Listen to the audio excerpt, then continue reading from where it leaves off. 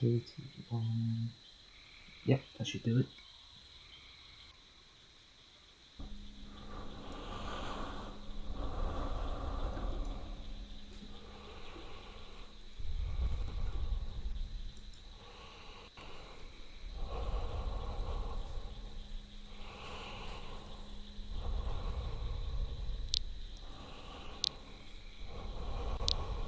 Alright, that should do it.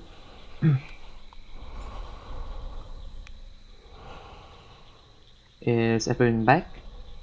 Is Chili back as well?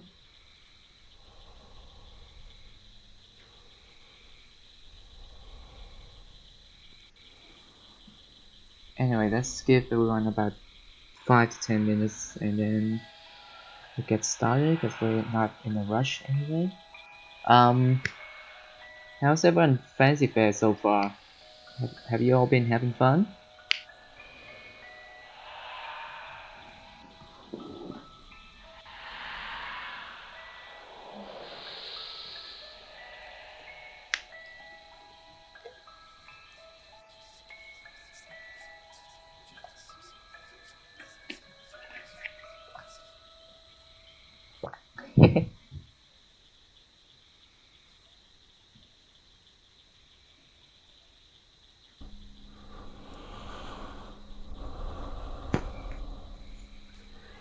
There's one last reset on the last day of Fancy Fair. We're gonna have a, I think we are gonna have a party, dance till we crash. That would be pretty awesome.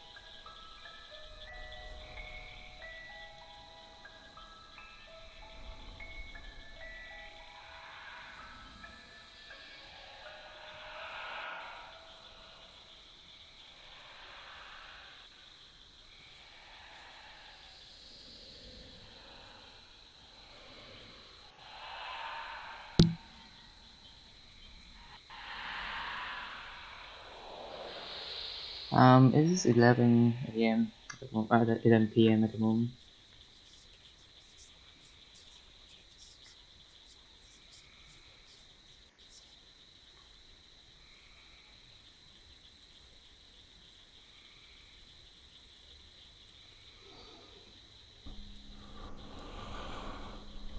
Hold on, let me just cut stream real quick and now.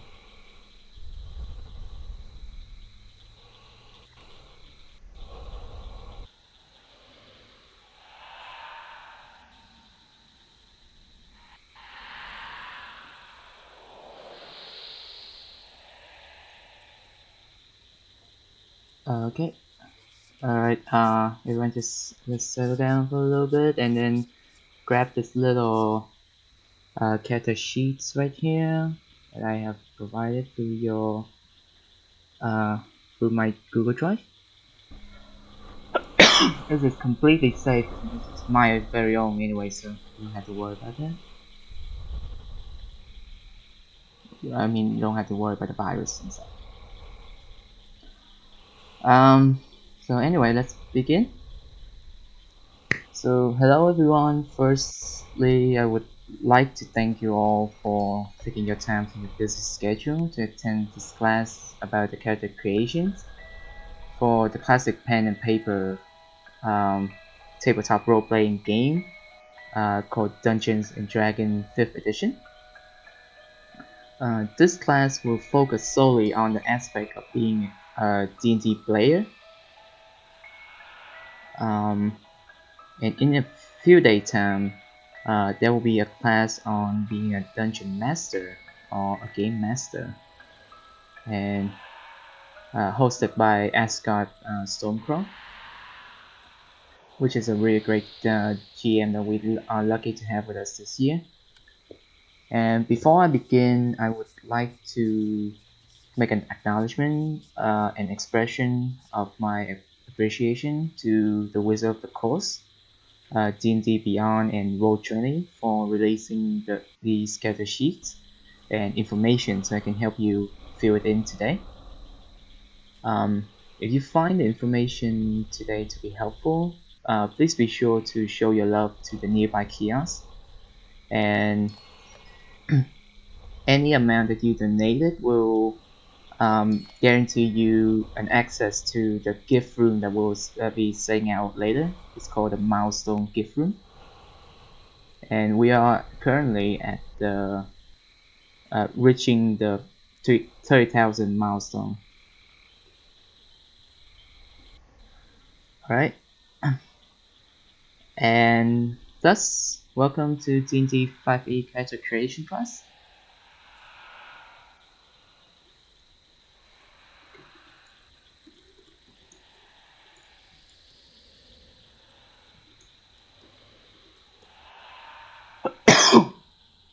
This will consist of two parts.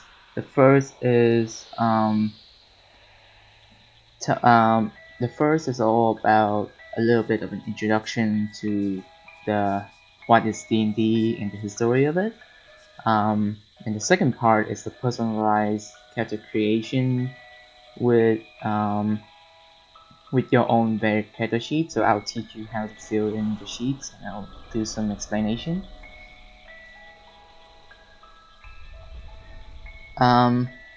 Okay. Okay, so first of all is the overall introduction to D&D. Dungeons and Dragons is a classic pen and paper tabletop role-playing game, originally published in 1974, creating a foundation for tabletop role-play games as we know of today. And the game developed into the 5th edition in 2014. At its core, this game is driven solely by the power of your imagination, and as the name suggested, all you need is a player sheet, a set of dice, and being at the session to play the game. As a player, you will roleplay and imagine the scenarios through your character's eyes as your character adventure through the storyline given by the Dungeon Master or DM. In the world of D&D, all of your choices and actions will have an influence on the outcomes of the story. So in other words, if you're familiar with choose your own adventure books, it technically is this type of games. And all of which are determined by the roll of dice. And the basic set of dice includes the 7 dice. One is a D4, which is a 4-face dice, which is a little pyramid. A D6, a D8, a D10, a D12, a D20, and a D100. Anything is possible in the world of D&D, and the dice are there to determine how well your character did the actions.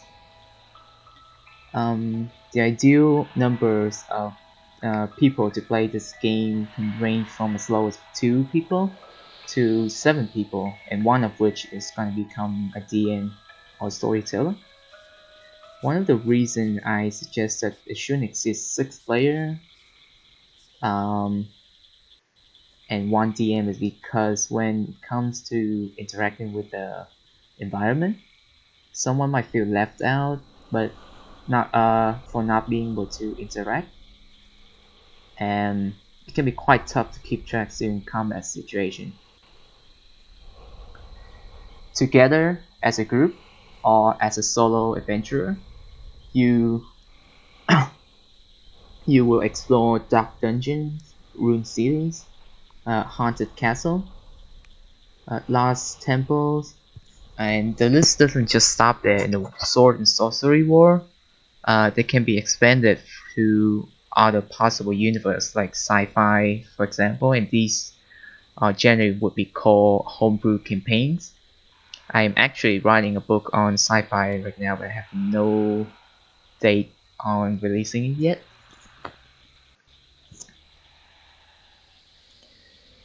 Yeah, steampunk is one of the greatest homebrew campaign, and I think they just released it like an official book called the Eberron setting, which is all about steampunk and little mechanical robots, which is pretty cool.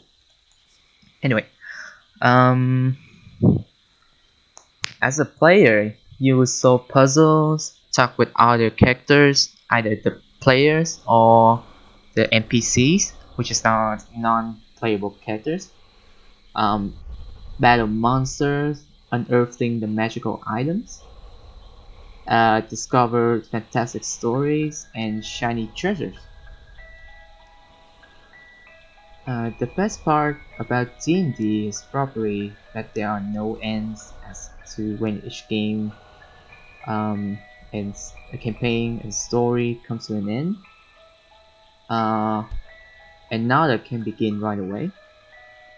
And another thing is that there's no really winning or losing in D&D.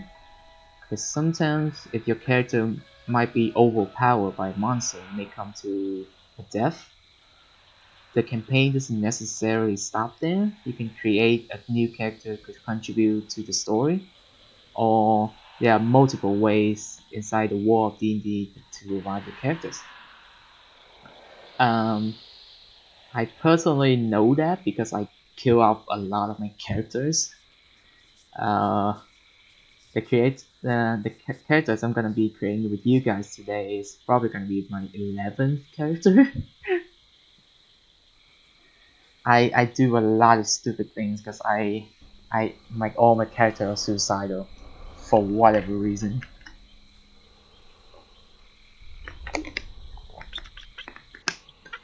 It was never intentional.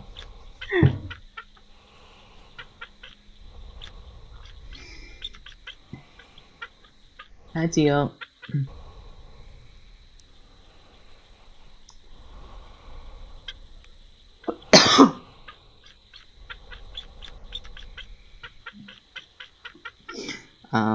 Where was I? Okay. So yeah, the main meaning to this game is as long as everyone having a good time and enjoy themselves and having some good laughs as well, then everyone wins.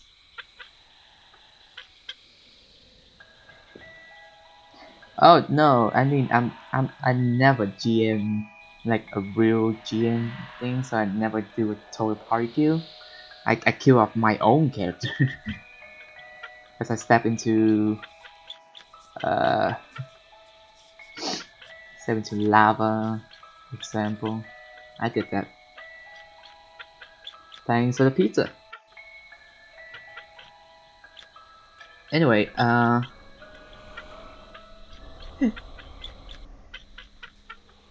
after having your character sheet, which I'll guide you through today, you need to find a dungeon master or become one yourself and find a player.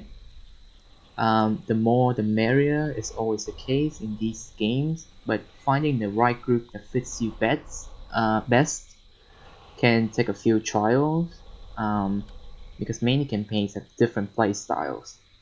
You might need to take a bit to find which play style fits you best. Uh, because one example is quick play, where you don't even need to worry about the roleplay materials in it. It's purely combat and very fast paced. And another would be very roleplay central, or you have a moderate amount of roleplay and mainly listening to the storyteller tell the story and roll dice. But today I'll be talking a little bit about the usual campaign where both are quite balanced. Okay, that's the long introduction to the game. How do you actually play it?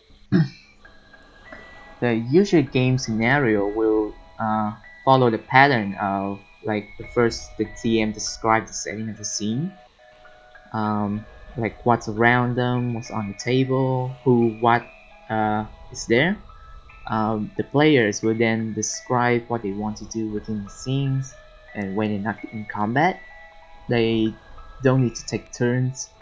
DM will listen to all actions. For example, you can say, I want to open that lock chest over there with my lockpicks, and then the DM will ask you to roll for a skill check. It's usually a D20 plus a skill modifier. I'll get to the skill modifier in a little bit later. And so, like, if you want to open a lockpick, then the GM would tell you to roll for sleight of hand, which is a skill that you have.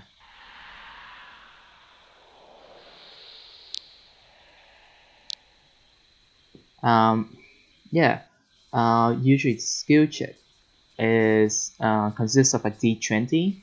A 1 is a critical fail, meaning something bad is going to happen, like something terrible. If you roll a 1 on perception check, all rooms that looks like they have a trap looks completely safe to you, which is what I did in 2 days ago games. Step right into the trap. Um,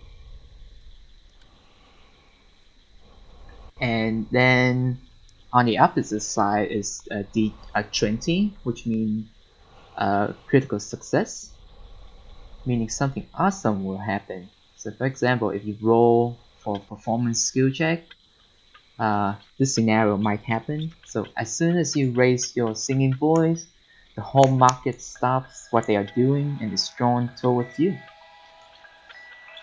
After that, the game pattern pretty much follows this pattern throughout the whole game, throughout the whole campaign. And I've already said this a lot, but the power that drives the game is through your imagination. So all of these are happening through the play of words and through your imaginations.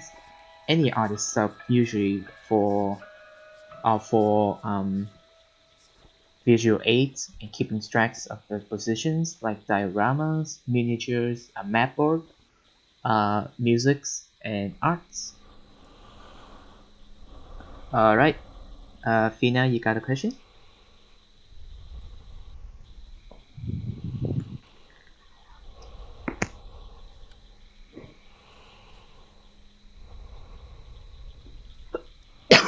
So,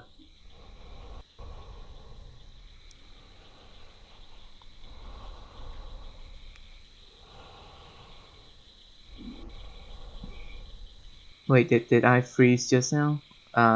What what did you miss? Oh yeah, you froze. Okay. This is gonna be a fairly casual class, so if you guys have any questions or want to chat something, just feel free to do it, because I'm not very strict on things. Okay, so when you roll, does everyone see your results? Um, that depends, but in Second Life in general, if we use a HUD provided to you, or like any custom stuff. For example, my necklace over here. Everyone in can see it. I can't click my necklace for whatever reason. One sec.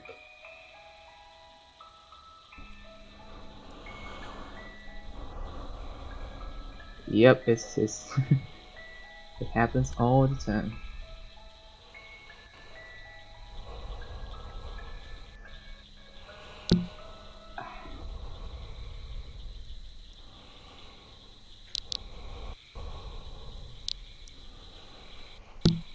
So if you're using a HUD like this in Second Life, which everyone would probably be seeing what you roll.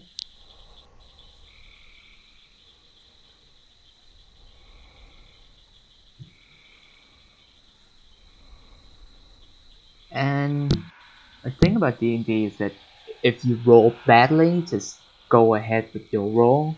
It just makes it a much more fun than what's gonna be. Okay, that's all general information about D&D 5e. So let's get started with your character creations.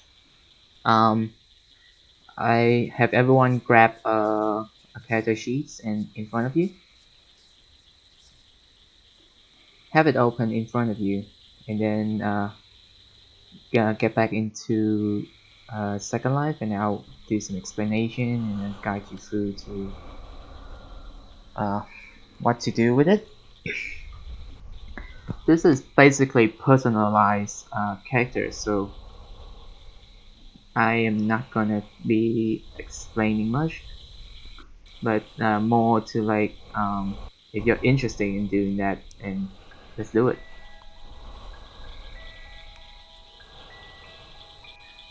Okay, does everyone have the sheets in front of you? I'm just gonna resend it.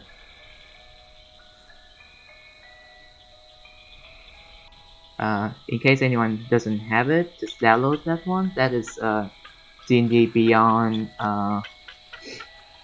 character creation sheets PDF that are completely fillable. Ah, that's okay. Well, thanks for coming by, Kel. We are streaming it anyway, so feel free to watch it later.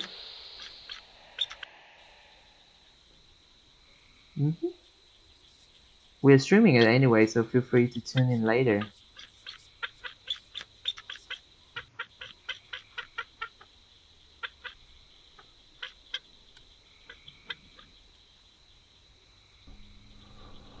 Okay, great.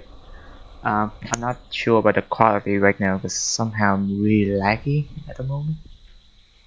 But anyway, should improve in a little bit. So yeah, the first page you're gonna see is gonna be looking the same as the one that's right behind me over here.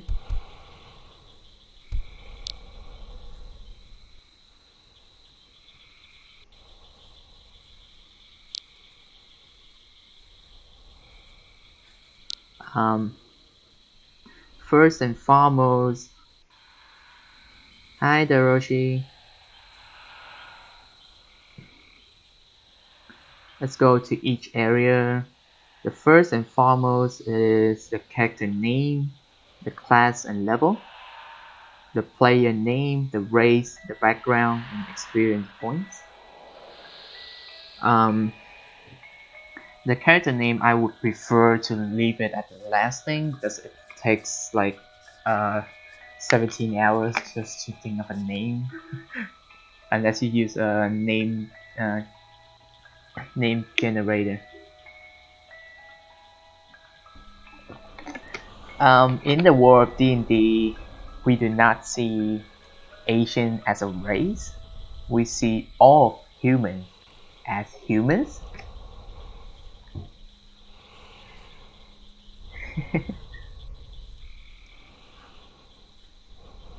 But Asian can be a sub-race. I'll give you that. That's a nice name. Alright,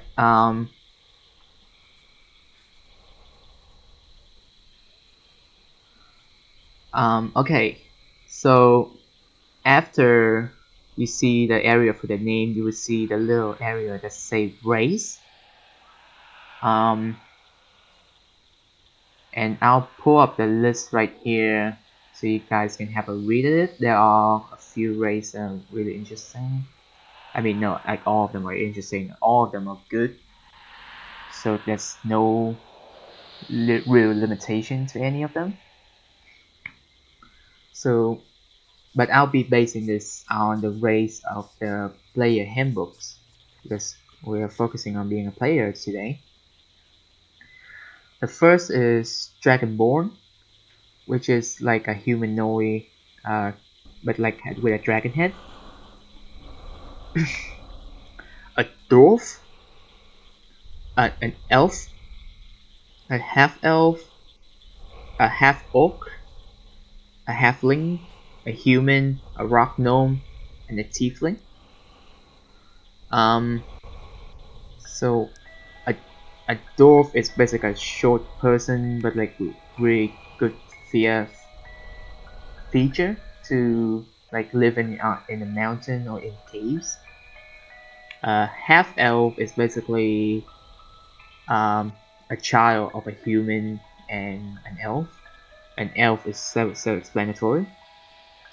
A half orc is an orc that derived from a bloodline of the orc family.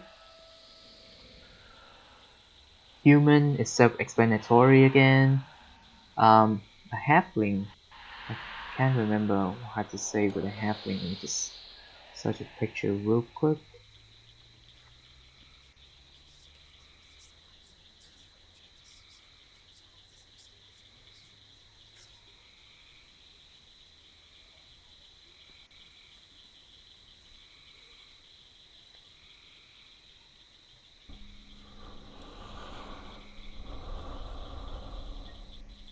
Um, I still don't know how to explain a halfling until now because I haven't uh, seen many drawings on the halfling. But anyway, if we can move on. Uh, a rock gnome would be kind of like a little smurf.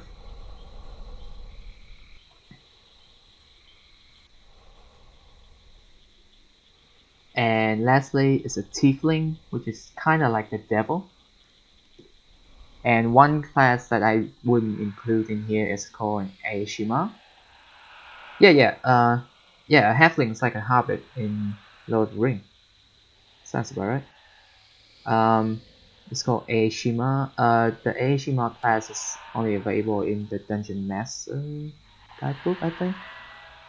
Which is not available in the player handbook, so I'm not gonna be including them today. So, it'll be helpful if you guys look at in those links that I gave out over there. Yeah, Aishima. If you're interested in particular class, like just click in that link.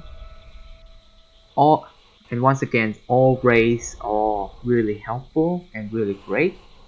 So just you can just choose any of them. So I guess I'll give you guys a few to fill that in and have a read through all the characters to see which one you like best.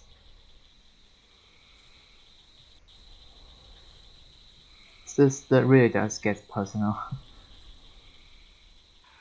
um, and tell me when you're done.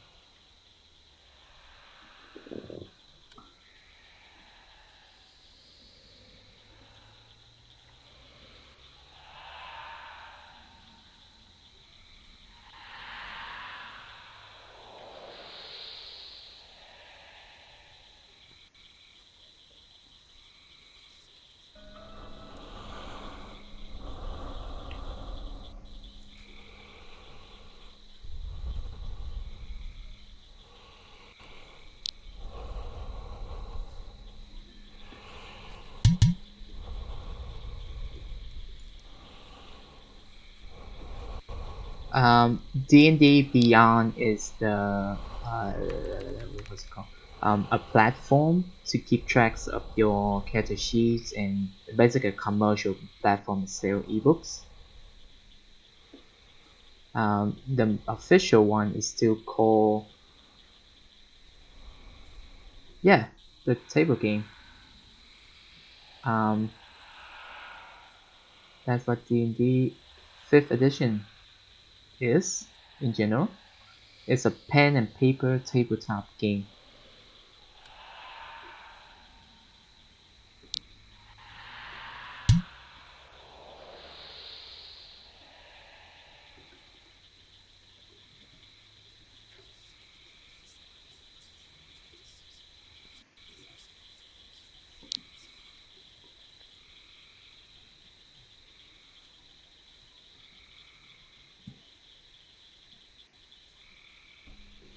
Alright. Anyway, now okay, once you guys have chosen your race, next you would see to it is the class and level. Right now I would just put level 1 in that, but I need you guys to choose a class first. So there are a few classes that are available in the player handbooks, but I'm just gonna stick to player handbooks right now.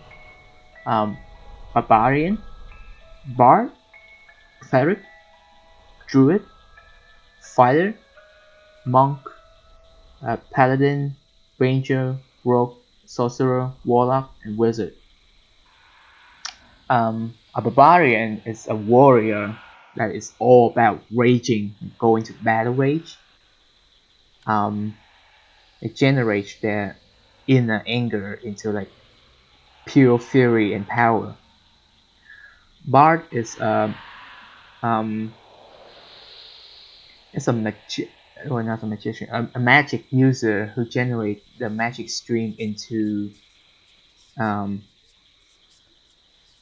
the performance art or like drawings, poetry, or singing, or musics in general.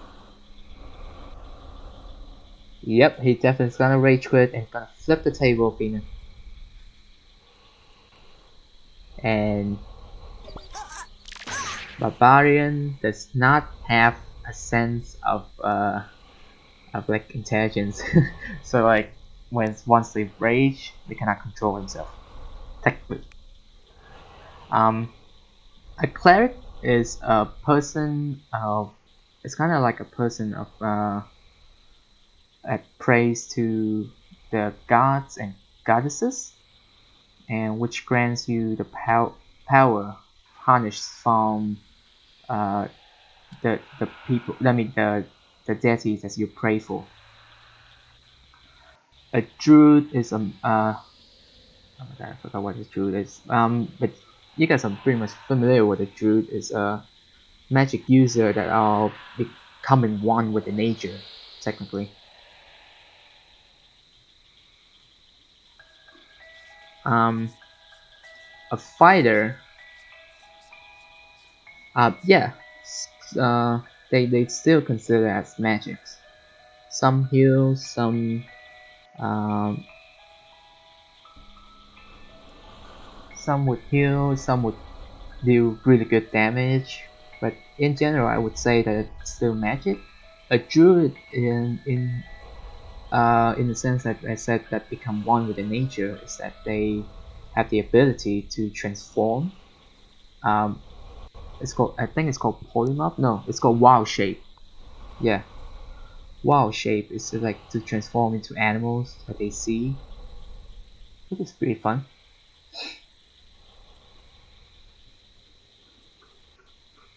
Like we had detail as a druid the other day that keep turning into a little cat.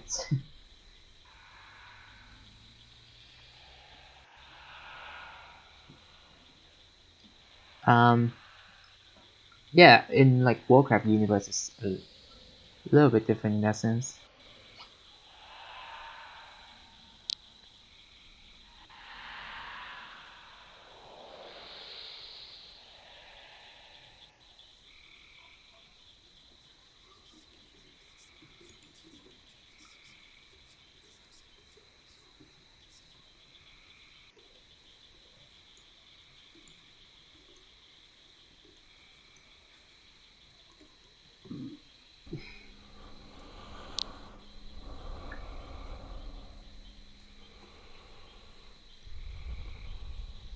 think that Night Elf are generally not available in Party handbooks. Is the I think they start calling them Dark Elf instead.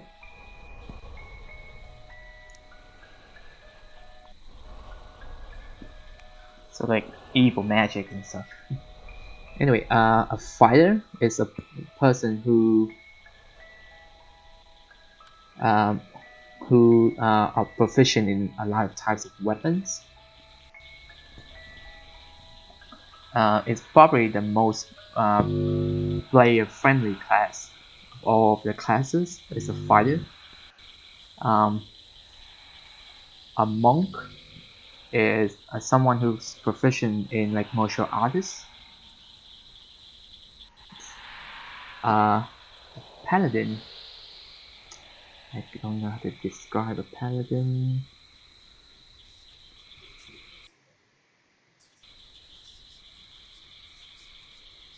Okay, a paladin is kind of like a knight. This is someone who swear to united by the oath to stand against the force of evil, and whether sworn before a god's altar or a witness of the sacred ritual. That's a paladin. Yeah. Yeah, same jokes. Um, a ranger is someone who is I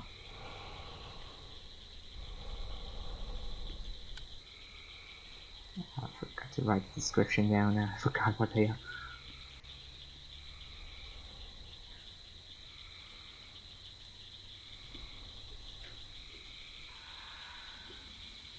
A ranger are kind of like a hunter, a guide or a tracker. A ranger's true calling is someone who are proficient in outskirts of civilization. Yeah, a stereotype would be a bow user as a ranger. A rogue is someone who is extremely stealthy. Um, and they probably gotta be one of the people who are gonna be stealing a lot of stuff out of nowhere and out of no reason. If they can steal it, they will. That's usually the general personality that I see in the rogue so far. Haven't seen a good rogue. They're all kind of bad. Next is sorcerer, warlock, and wizard.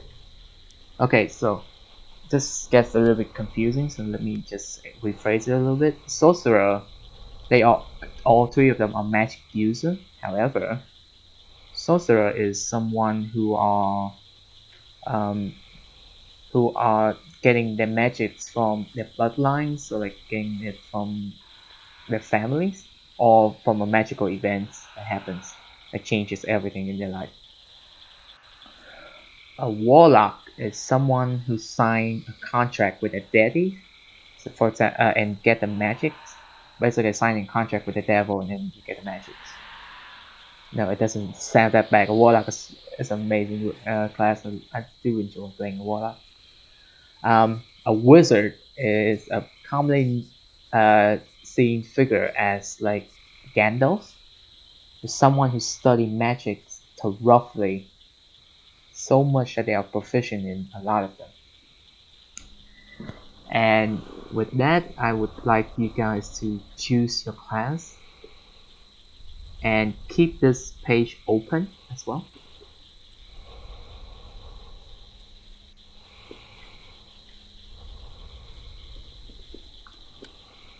Hi sailors. Potatoes.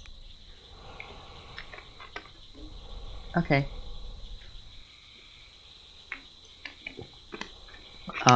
We're doing a little bit of character creations on Dungeons and Dragons 5th edition. Right now, if you wanna have a character, just let me know. Yep. Go ahead, Fina.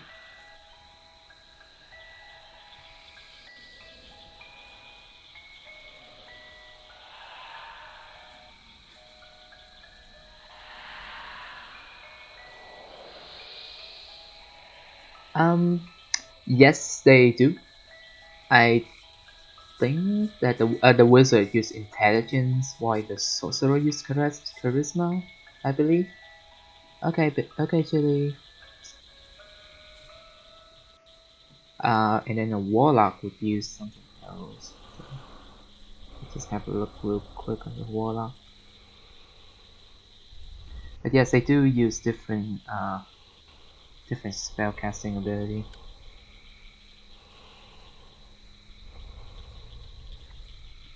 Yeah, sorcerer is charisma, because they get their magic from the bloodline. So basically, like a baby of a dragon and a human somehow give you the power. Inheritance is weird.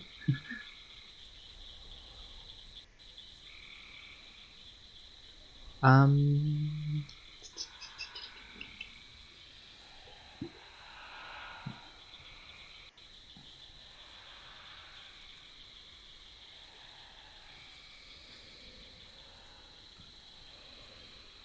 a warlock would be either charisma or wisdom.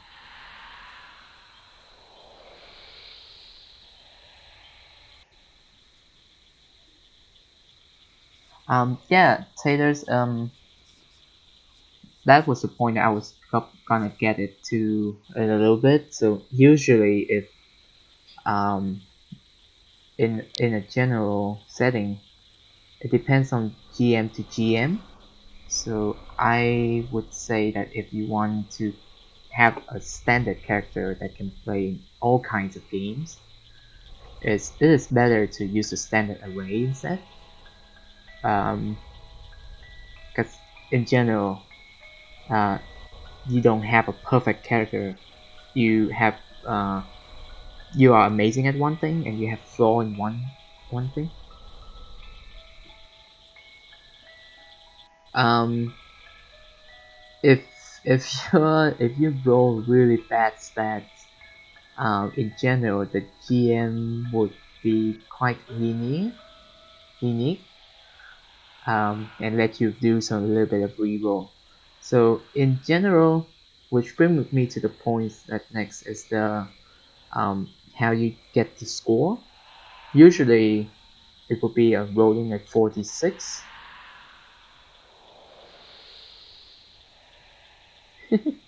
Yep, just like in real life, you don't have a perfect person. You have to have some flaws. Great in one thing, good, bad in another. But anyway, to get the score, you usually would roll a 4d6, which is four d6 dice. The d6 die is usually the one that you see in the Monopoly game. Roll four of them 7 times, and select 6 of them for your stats. I've never seen someone who rolled 4 before, so don't worry about it, Gina. No one get that much of bad luck. No one deserves to get that much of bad luck.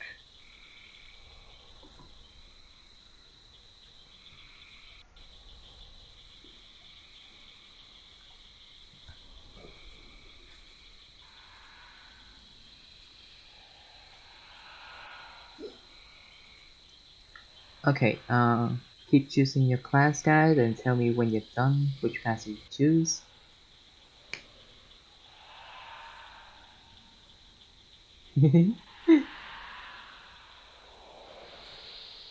um, Zelia, that actually happens. If you play a barbarian, that will fit so well. Because a barbarian doesn't need to think; he only needs to start raging and smash everything. Just that's true. This is true. This is very true. But that is why you don't really roll for it, because like most GM will be lenient and then let you roll about 7 times and then choose 6 of them. So you can choose whichever you want to allocate.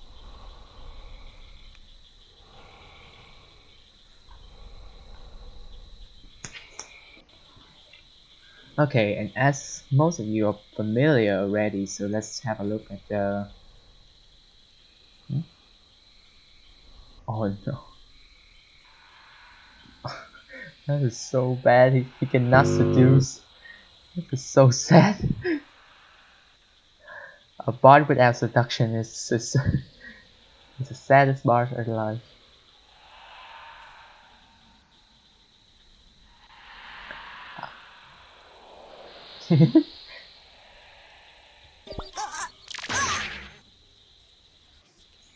Yep, totally loaded.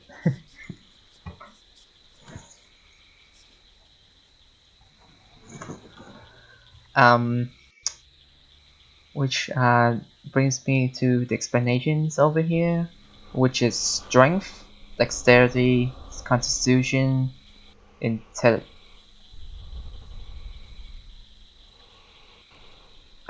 Okay, so what's been covered is that we have a little bit of introduction to what D&D actually is, and a little bit of history of it. After that, uh, we were just waiting for people to choose their class and to choose the race, because it is a lot to read on, and it can be quite intimidating. So I'm here to help them walk through it. Okay, so the ability score: strength, dexterity, constitution, intelligence, wisdom, and charisma. What they are exactly?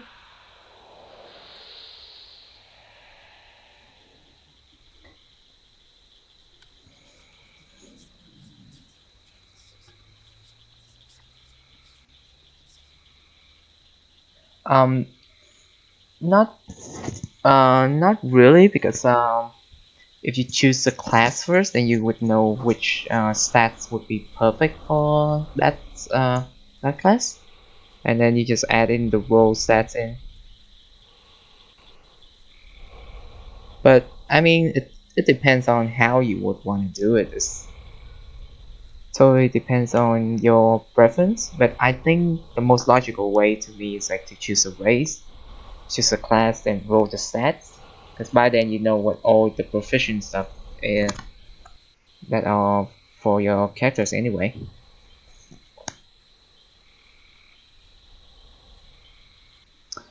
Okay, so back to the explanation. The strength is basically your physical strength. Dexterity is how flexible you are and how fast you are in certain situation. Constitution is how endurable you are, which is basically contributes to how much your survival skill, and your HP, which is your health points. Intelligence and wisdom. The way that this differ is that intelligence is more like book smart, and then wisdom is more like street smart. If that helps. Charisma is how charming you are as a person. So yep, that's about it. Uh, oh crap.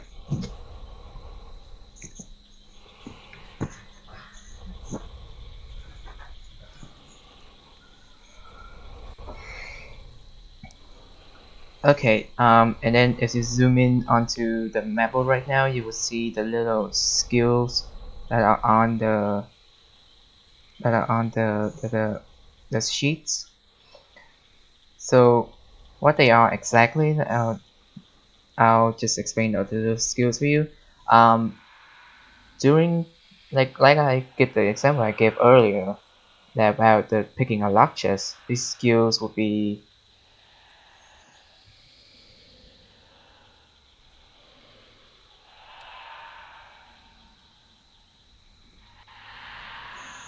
these skills will be the general thing that your GM will look at and tell you to check it. Basically, you roll a d20 and add a modifier to this.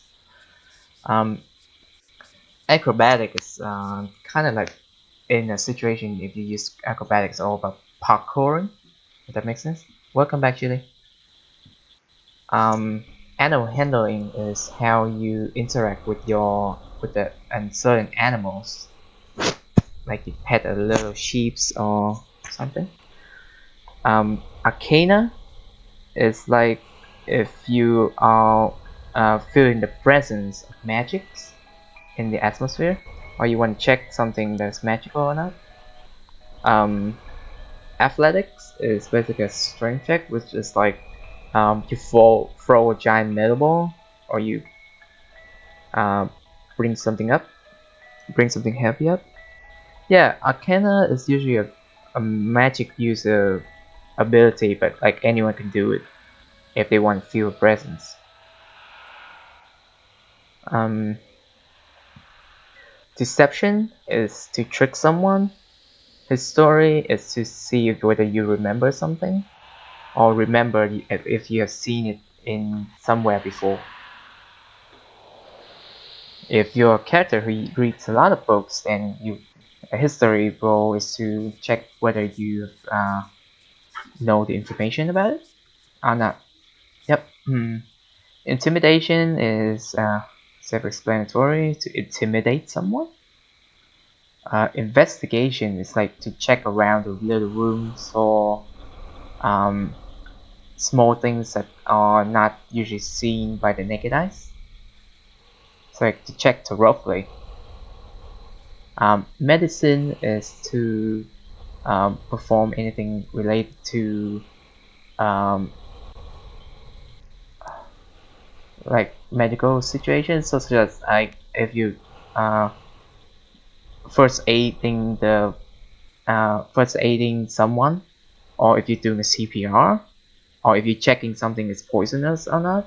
It usually would be medicine check.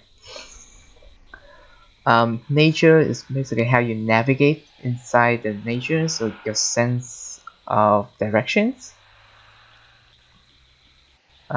Perception is like the way you see things all around you, and then how well you see things. Performance is like if you want to perform, like singing, drawing, or writing poetry, for example. Persuasion is to, or explain the story is to persuade someone. It depends on how charming you are to be persuasive, apparently. Um, and religion is to check whether something is associated with a god or goddesses. So like if you see a cross symbol, you would like see that it is associated with certain god or goddesses.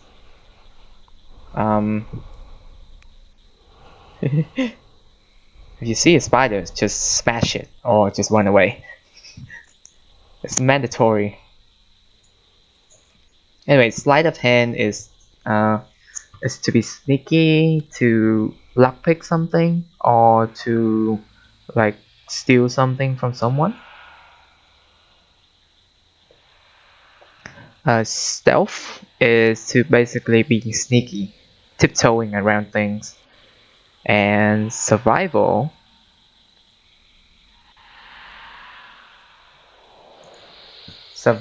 is to like roll for skills that are useful to your survival in the wild.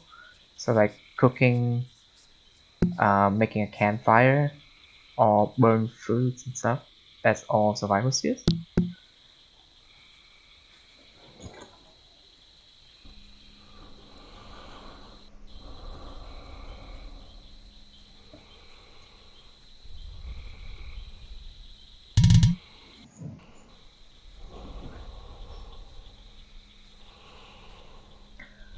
Okay, any questions so far?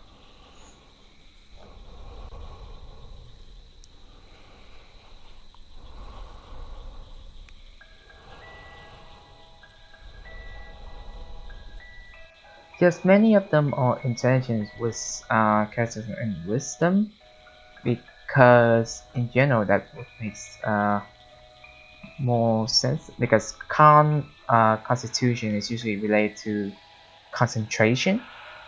and whether you're being poisoned or something. That would be the constitution check. Um, Dexterity is how flexible you are and how fast, how agile you are around things. So this usually depends on parkouring and stuff, so it's not much.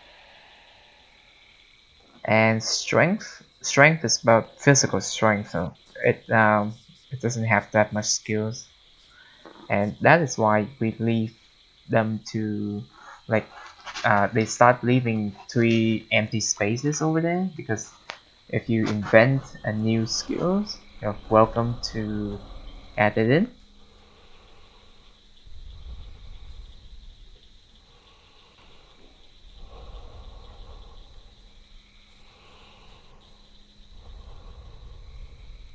Uh-huh. What's confusing you?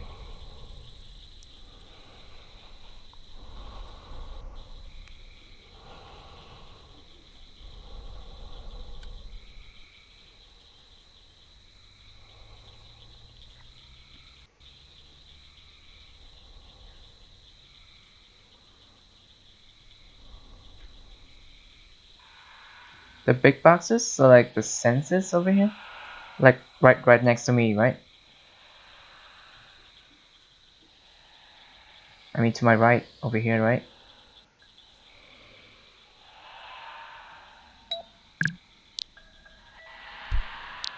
Um, okay. The census is technically a passive. No, those are your passive checks. So like, for example, a passive wisdom would be your roles. If you walk into a room, the first thing you'll be noticing, or how well you'll be looking into the room, and all of that. So I guess I'll get to that in a little bit. Ranges. Mm,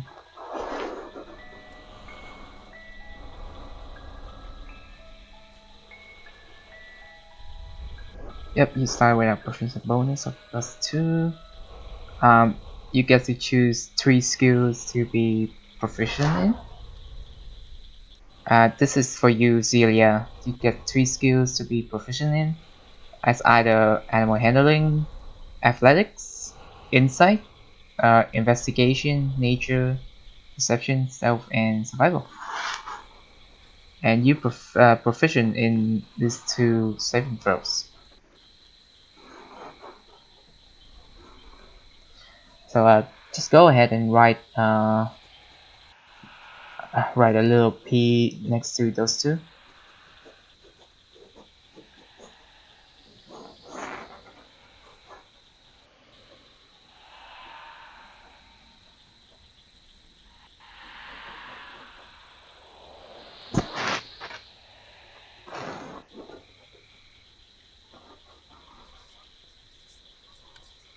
Makes sense, right? Yep. Okay. So the skills that you proficient in is depending on your class instead of your race, because and your background, because this is how you live your life and how well you are training through your whole life up until the point of adventure. So for example, if I'm a wizard, I'll be studying the whole life of myself. So I'll probably be proficient in investigation, if that makes a little bit more sense.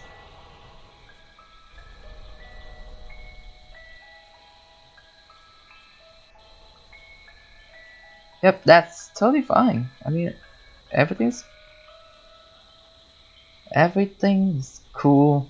I mean, I totally respect all kind of system out there. It's amazing that it's lots of system. They actually build a foundation to what we're doing today.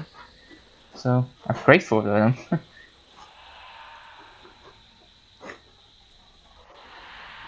And as you choose an elf Zelia, your dexterity score increased by 2.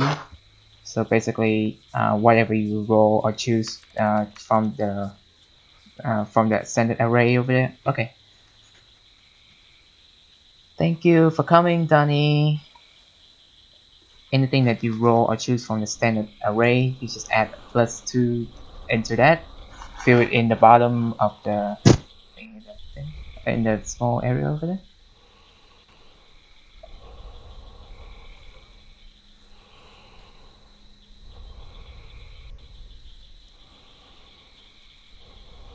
Mm-hmm.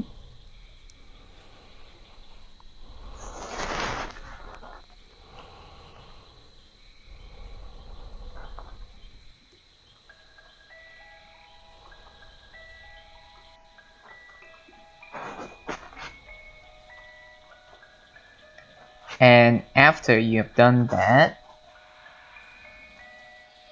anything with these scores over here, I'm just sending you guys the no, yeah, actually ignore that, ignore that one, please.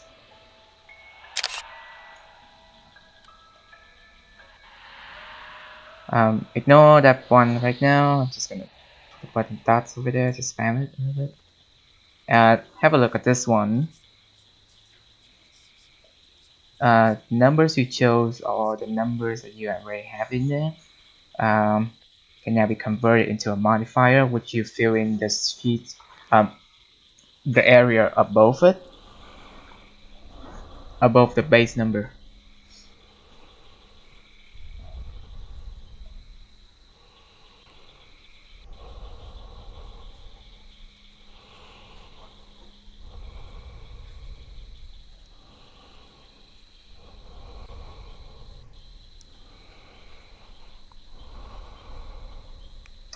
Yep, that is correct.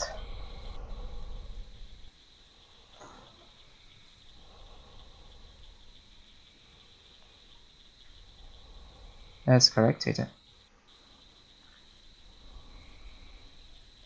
But I'm throwing that reference out there because like it is likely to change as you level up, because I've seen my characters level up to like level 12, so it has changed a lot. It's helpful to keep that reference anyway. Heather and Fina, how you guys going?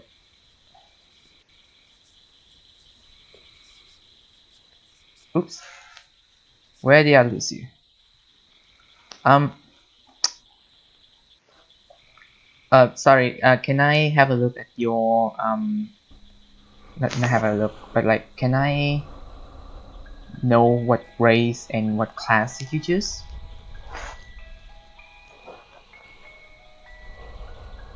A human cleric. Okay. Yep. Um. So basically, human cleric. Okay. A human like a normal human or a variant human. Yes, I mentioned standard array, which is this array right here.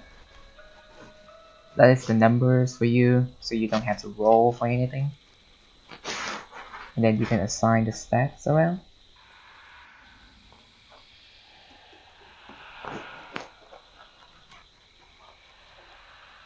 Yep, you get to choose.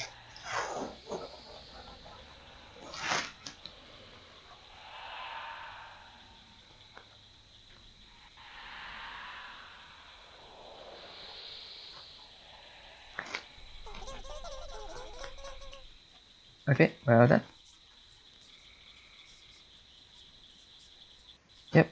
No, normal human is actually pretty good anyway. It has a +1 to all the stats,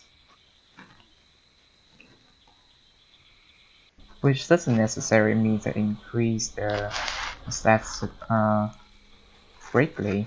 It's just like it because a human is a very adaptable species.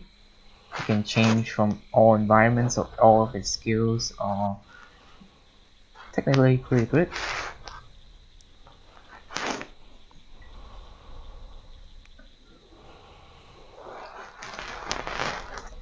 Yeah, it does like start adding feats and stuff in. It's just get really weird.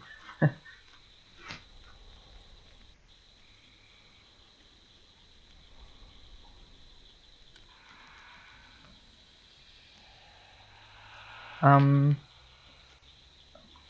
Let me know when you're done assigning the little the stats around. The Gaiazol is the reference to convert the, the, the numbers into the modifiers, which is like +1, -1, etc. etc. Does that make sense?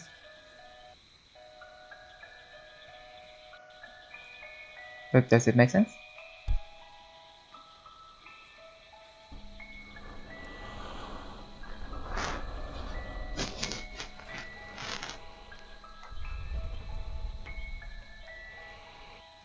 And then for your character, Fina, because you're a cleric, your saving throw is Wisdom and Charisma.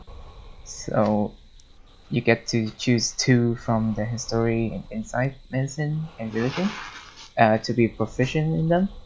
And go ahead and add a little P in the circle on the skills and on the saving throws.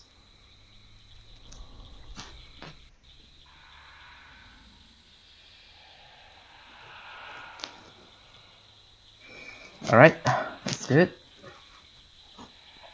So you choose 2 from the thing, not all of them, just to say.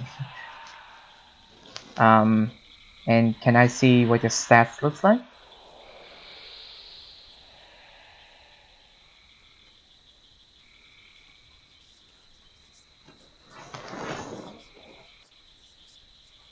I mean, just like how you assign it, like strength 9 or something, for example.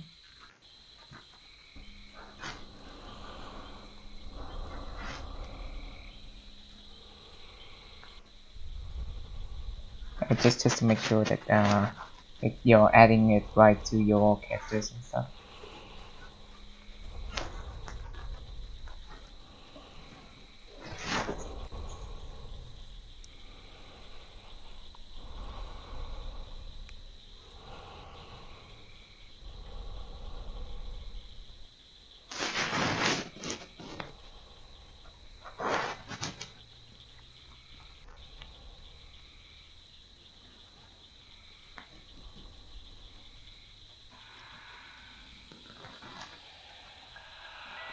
One sec. I'm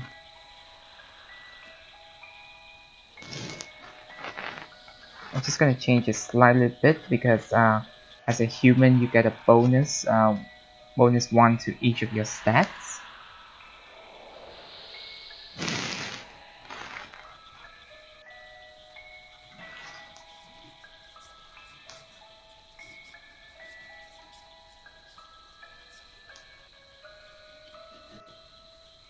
Just like that, Tina.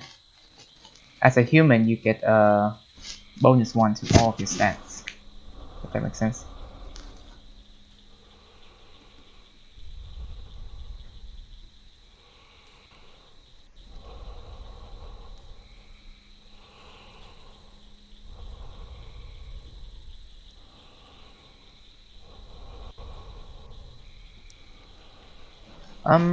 Not necessarily. It's just like a base 1. Usually it doesn't increase the stat modifiers up, so it doesn't change much.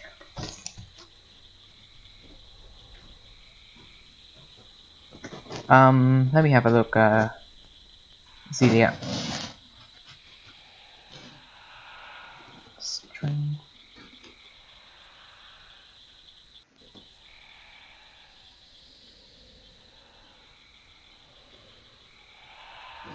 Oh no.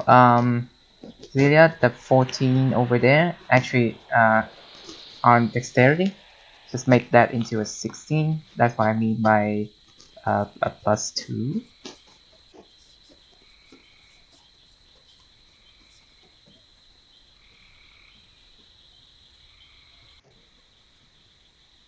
Yes, it is a race bonus, technically. Yep. And then it would change that +2 on top to +3. and this plus generally what your dice would determines how well you did your stuff. So for example, if you roll for a skill check, it will be like, for example, wisdom roll. It will be something like this. My wisdom is +1, for example. I roll a 6, and 6 plus 1 is a 7. And I did not do so well because I'm not well. Well, no, I mean, and I did not do so well in general context. Usually, it has to be 10 to succeed in doing something. And yes, this is the convert table right here for you.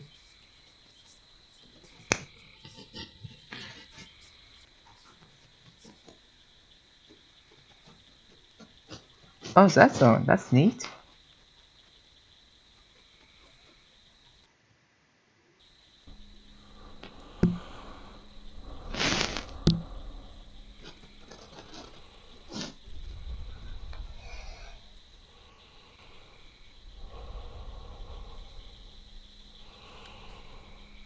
How you doing, Heather?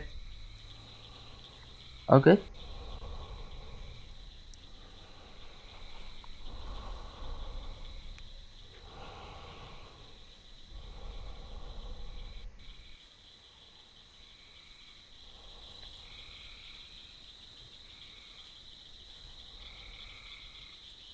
Okay, that's good.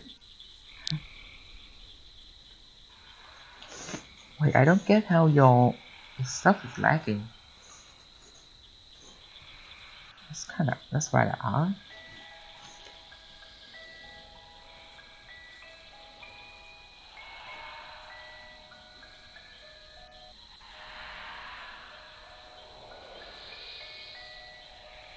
Yeah, Jenny should help.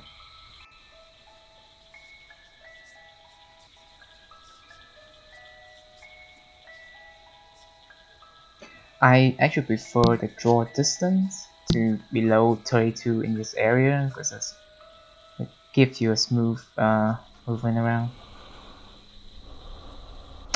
What was your race again? Race in class again, Heather?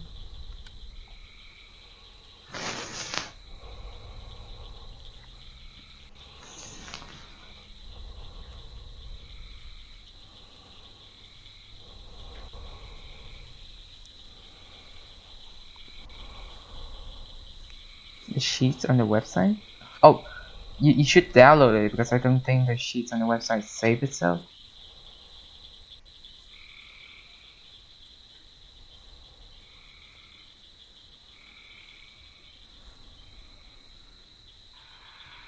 A bar human. Okay.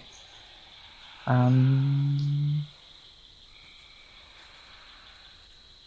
Okay, seems like you already added in your stats, so I don't need to fix it. And a bar.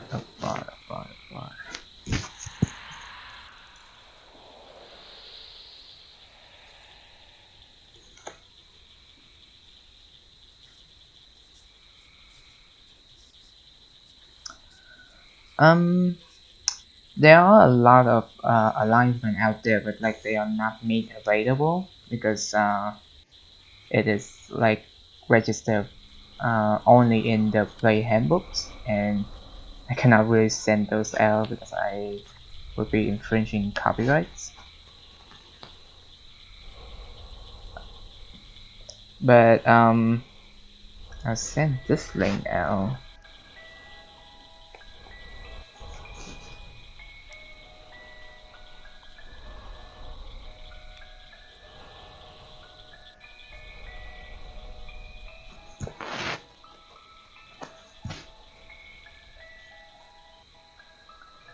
Um, by alignment, they can be any alignment because like if they choose that domain, it would change completely. Have a read over here, Fina.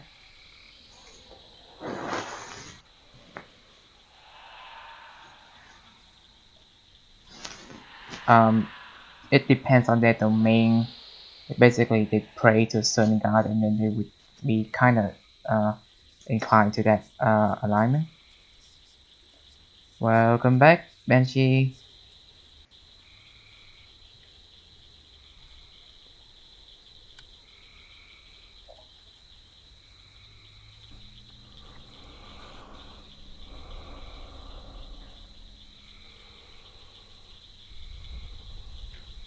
Yes, they do, Heather. They do have alignment, which is like chaotic evil, chaotic neutral, chaotic good, lawful evil, lawful neutral, lawful good, neutral, like true neutral, neutral evil, and neutral good.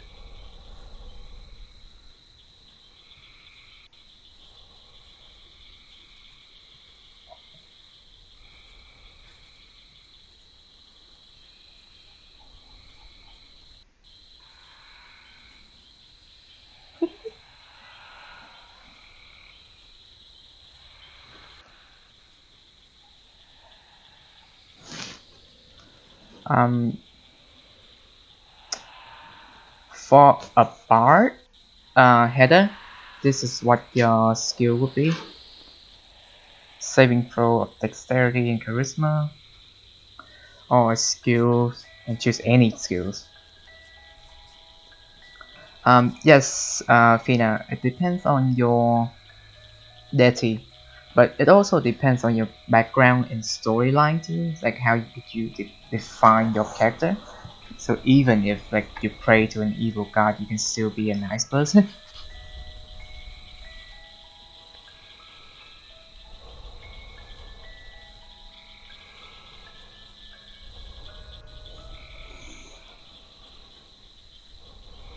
So I would say alignment is, in general, how you would describe your characters. It would make more sense in terms um, of defining your characters as a person, in more than the stats itself.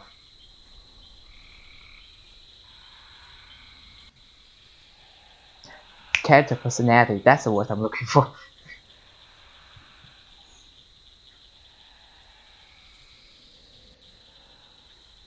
Yes, bards are people who are um, proficient in all kinds of stuff, and they have to generate their magic into all kinds of skills. So they are amazingly good at everything.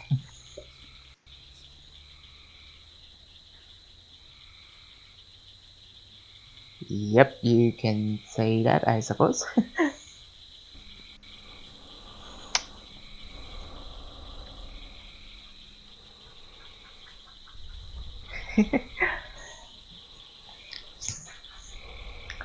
Well, I think a tiefling bard, or what's it called?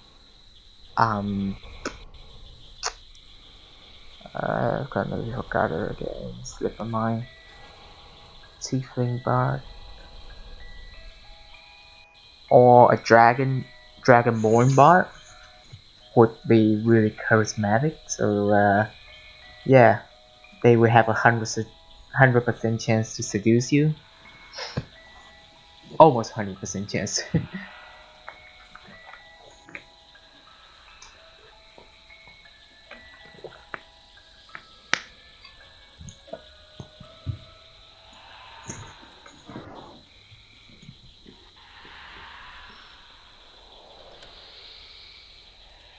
Okay, so how's everyone doing so far?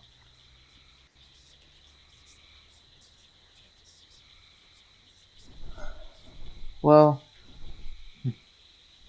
basically the race is just to determine your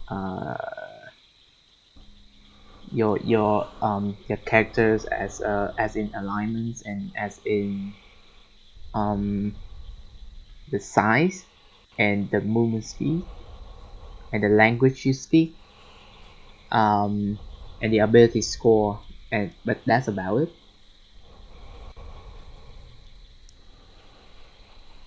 Yeah, feel free to take a guide to me, and then I'll have a look at it.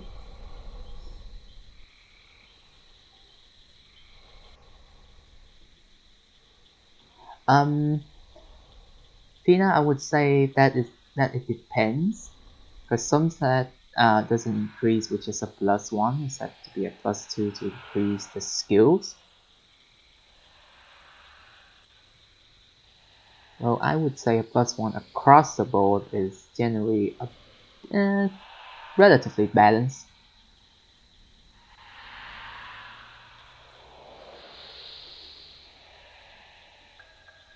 Um,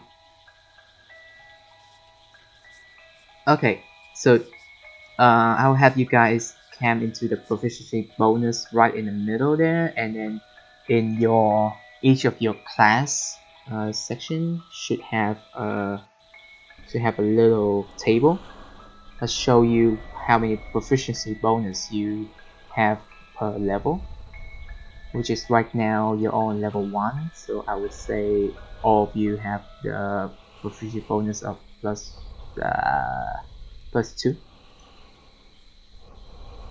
Yep, it's scale through level.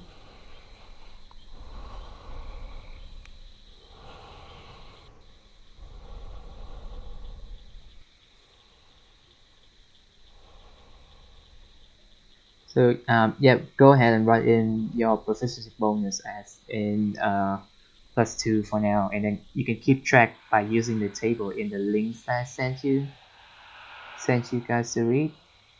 That link is super helpful, so I recommend saving it somewhere. I'll be right back.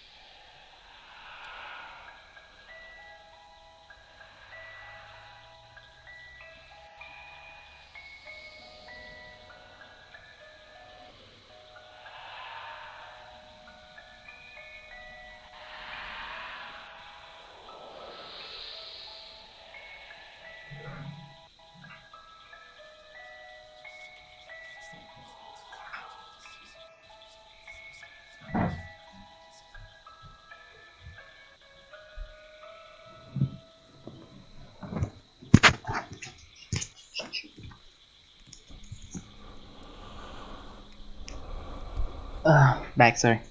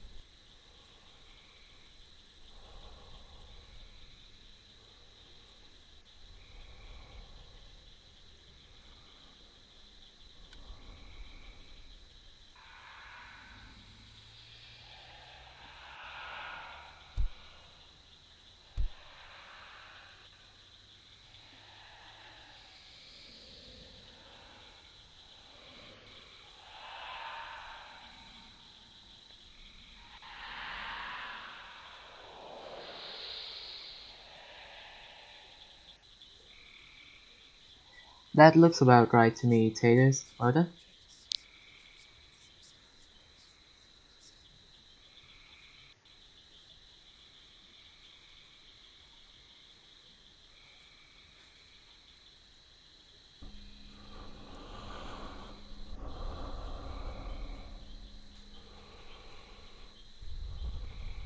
Um, a cleric is in general in this game is very um, durable because they can tank really well.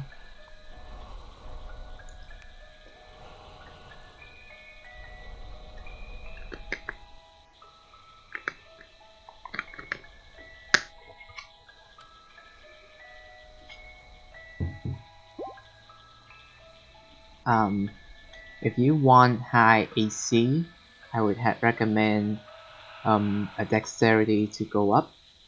But if you want more HP, and I would recommend to put it in Constitution instead.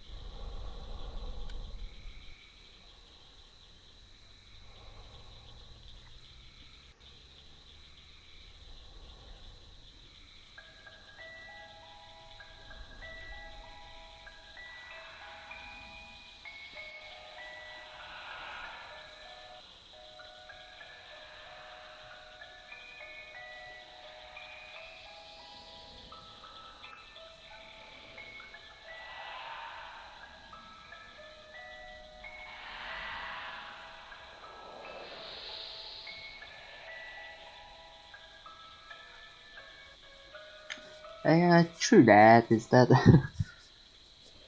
either you don't get hit at all or your armor is too big. But in general, a cleric can wear like a really heavy armor if they don't want stealth. And welcome back, Heather.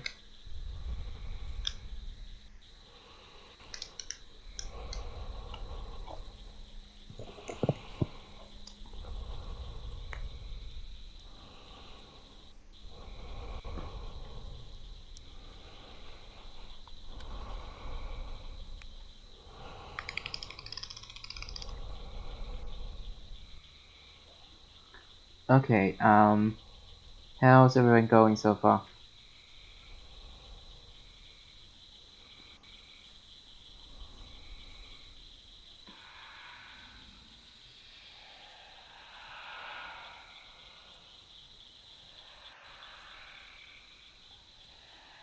Alright,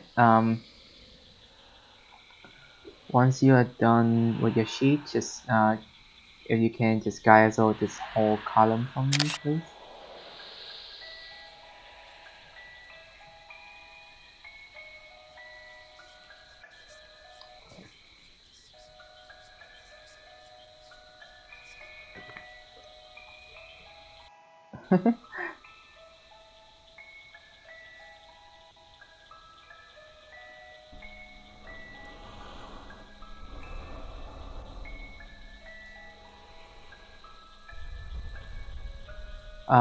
When you're done filling in all your stats, just like guys all of that to me, and then I'll have a look. I will have a look at Tater, so it was quite good.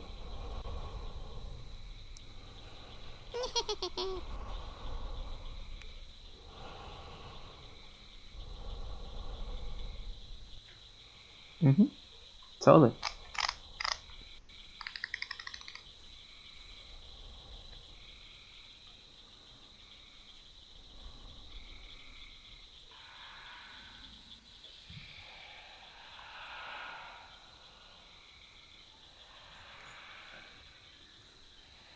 A knockout will do just fine.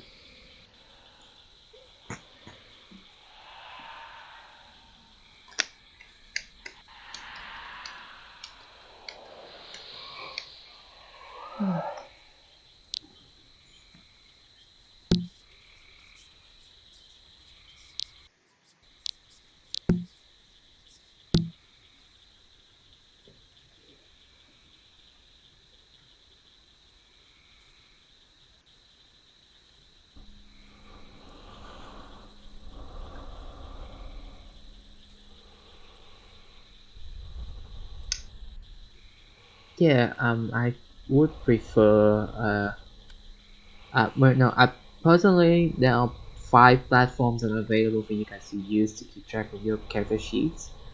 I'm teaching you guys to do the PDF one because like um if you want to bring your character sheets to uh play in the real world, like with the GM in the real world, you can do that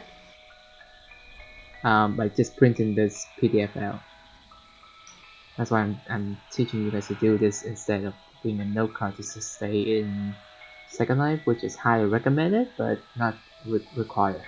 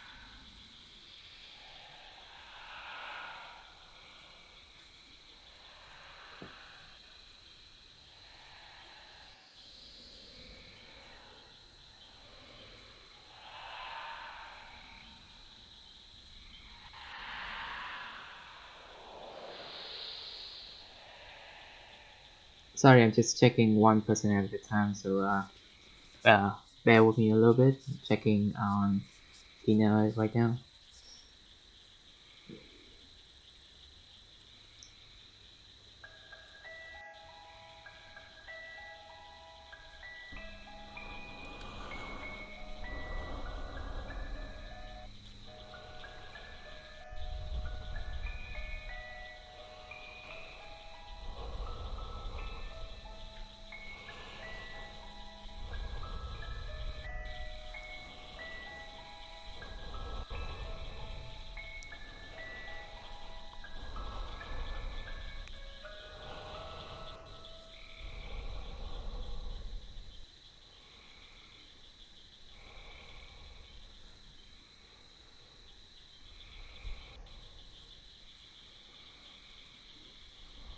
Okay, for Fina, you got all the stats for the saving throws and the ability score, right? Next is I want you to generate those into the what's it called? The plus type in the skill points as like the +2, +3, +4, or +1, for example, or -1. Um, is that alright? Can you hear me, Fina? Sorry, it's just got really laggy right now.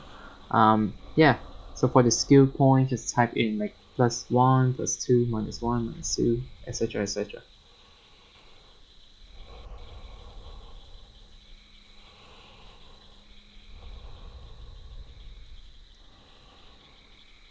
Um, so like you see under the skill point, wrote it like this, right? So acrobatics, I would write it like this.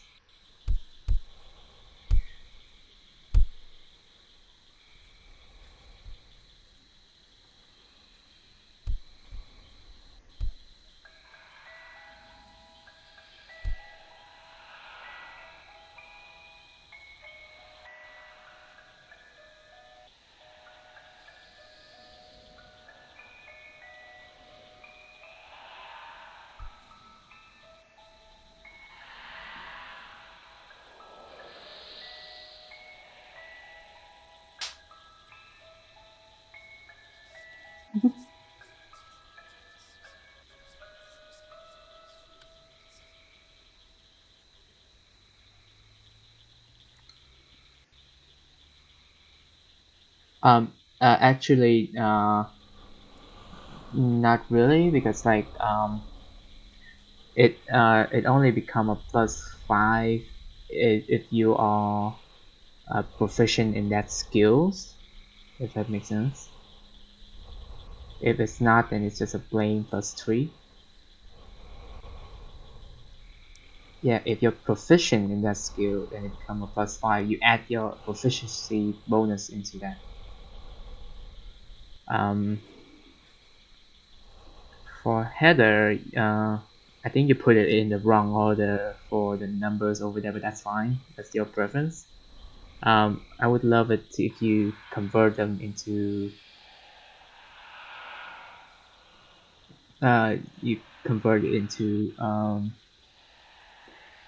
the plus and minus, basically the modifier. Yeah, but that's fine. That's fine. Your preference anyway.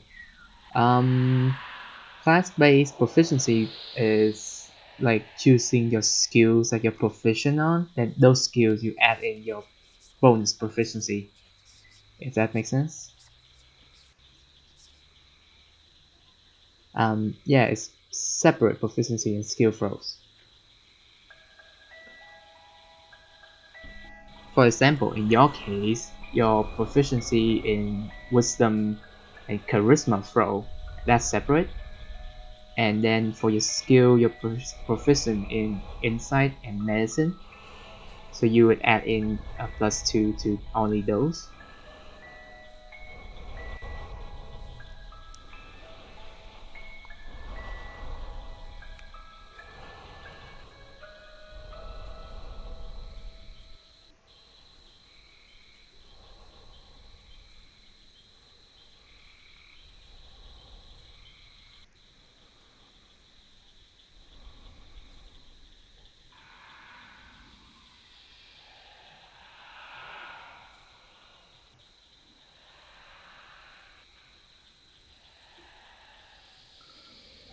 Okay, Zelia, um, I think you did a pretty good job with the left one over there. Let me just have a look.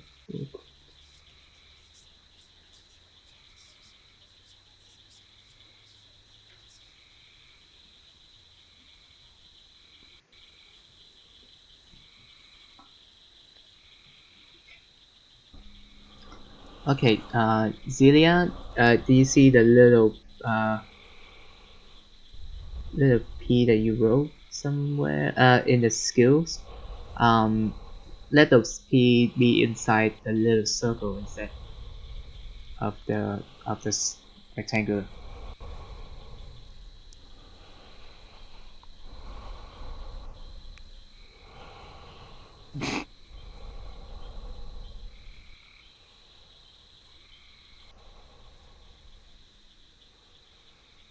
Roll 20, you can manually fill it in. I don't think it has generator though. A generator would be the D&D Beyond, but like then again it would be like killing if you don't buy stuff from them. If you don't buy those ebooks, then I mean, contents. if you were doing basic stuff, then yeah, D&D Beyond would be fine. That's true. But otherwise, the more advanced stuff like having an error occurring or otherwise, uh, you know, race wise, Mm-hmm. you'd be very limited. This is true. For roll 20, it's like you have to fill it in manually anyway, because like it's a tedious Mm-hmm. work for GM. But it is open source. Oh boy. Take your time.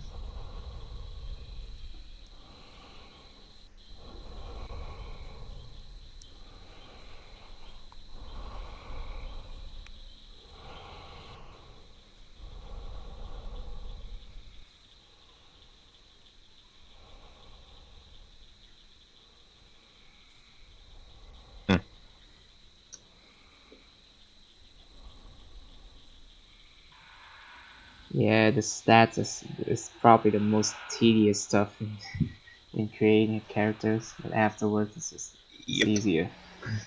It gets a lot easier after that. Well, I spoke too soon. Is the spells is almost the tedious part also, but you can Oh, look the spells up, so you just need to know the fucking name. spell system, dude. Oof.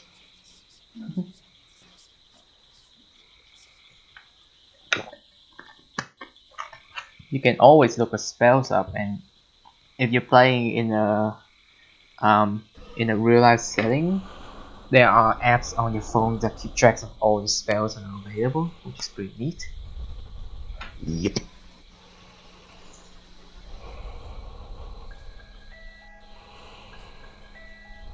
Or some people like to buy like the animated cards or whatever.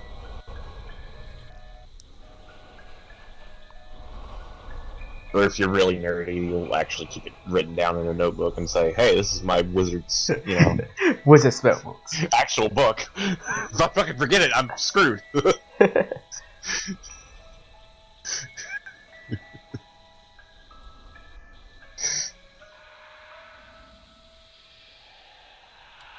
Yeah, it is. That's why I took the extra step and actually made a physical character out of my avatar.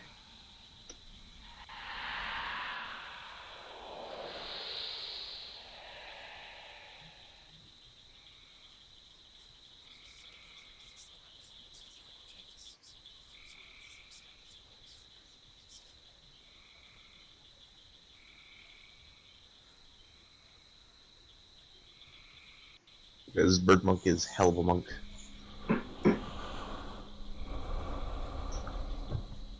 Being able to use the Z-axis in a game is very nice. Welcome back, Zelia.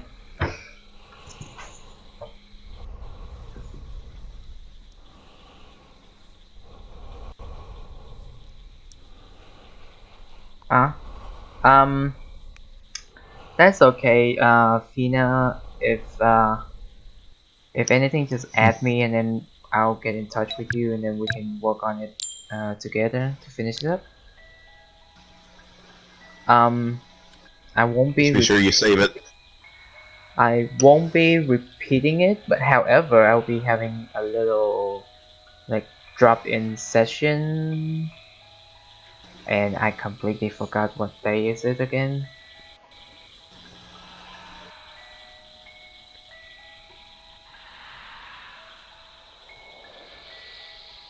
Schedule. There we go.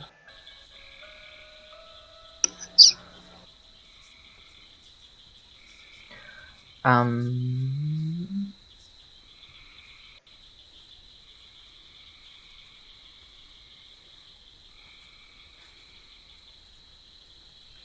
So in about 1, 2, 3, 4 days on May 2nd, I'll be having a drop-in session for you to finish your characters and all of that.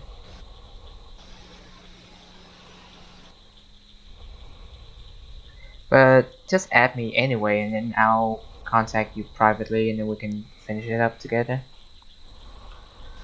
No worries. It takes a long while, so not. Yep. Alex, just throw it my way. Yep. The name is not. It is the hardest part. The thing it takes so long. Yep. Um. Let's, Yeah, it's mostly the roleplay properties that are the hardest part. that's true. Statistics are like, okay, let's run this shit. Fina. Yep. That sounds about right.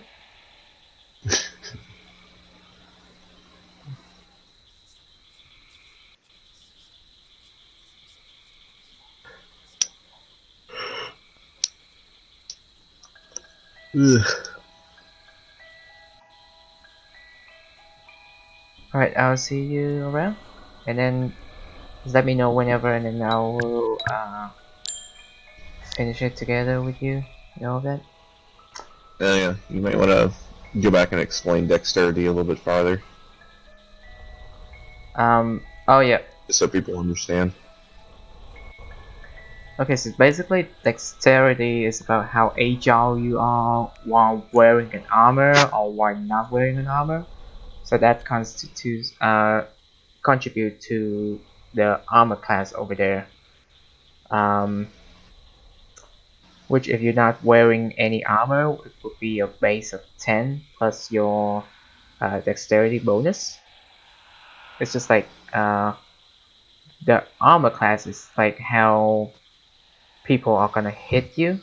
I mean, how easy you are to be hit or be a target. Mm-hmm. Or if you can tank a hit, Yeah,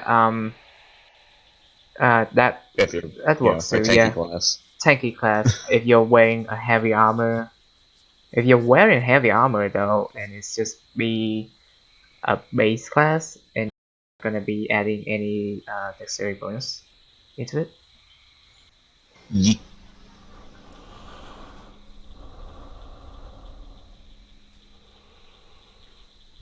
Okay, Zelia. About your sheet is just like you're, you're getting it really right over there. It's just that you know, all the square area is just all about filling in the +1, +2, +3 and all that.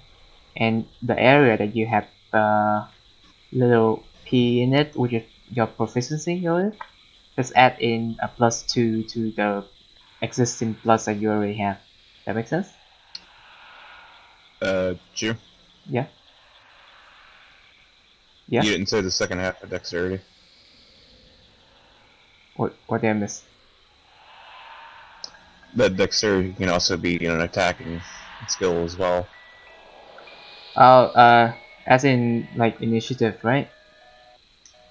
No, I mean like if you're using a bow or a class that uses dexterity over strength as Oh, your attacking as in the skill. ranged weapon. Ah, yep. Yeah.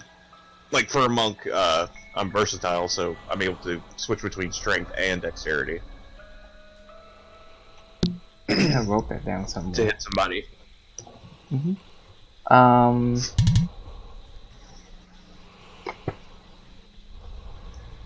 I totally think I wrote that down somewhere. Let me have a look. Because I I'm do sure you wrote it do down that. with a note card. So,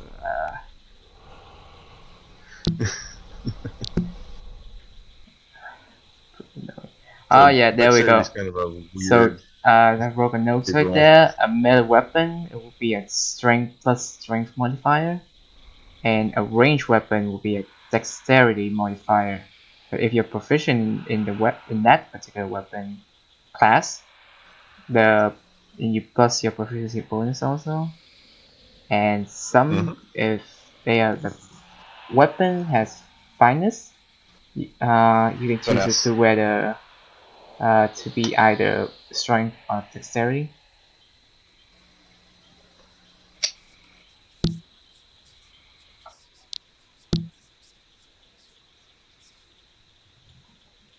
That's another little important detail for you, though. It's pretty Remember, important guys. for later on too. Eat.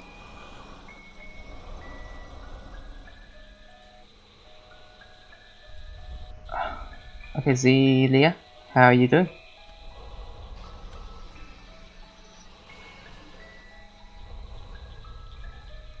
All right.